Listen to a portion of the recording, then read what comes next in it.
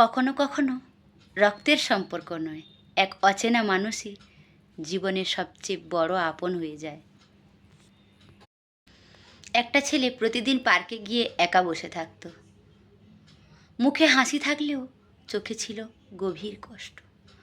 একদিন একজন বৃদ্ধ লোক তার পাশে এসে বসল, বলল, বাবা, প্রতিদিন তোমাকে এখানে একা বসে থাকতে দেখি, কি হয়েছে? ছেলেটা একটু চুপ করে বলল, জীবনে অনেক বন্ধু ছিল, কিন্তু যখন আমার খারাপ সময় এলো সবাই আমাকে ছেড়ে চলে গেল।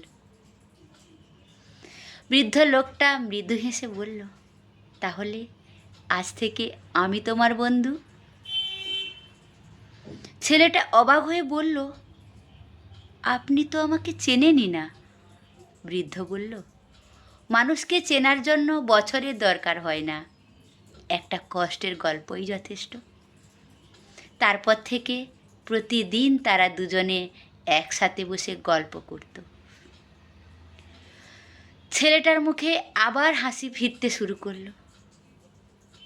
কিছুদিন পর একদিন ছেলেটা পার্কে এসে দেখল সেই বৃদ্ধ আর নেই। পার্কের এক দারোয়ান এসে বলল, তুমি কি সেই ছেলেটা? উনি তোমার কথা বলতেন। উনি বলতেন, আমি হয়তো ওর জীবনে কিছুই না, কিন্তু ও যেন কখনো নিজেকে একা না ভাবে।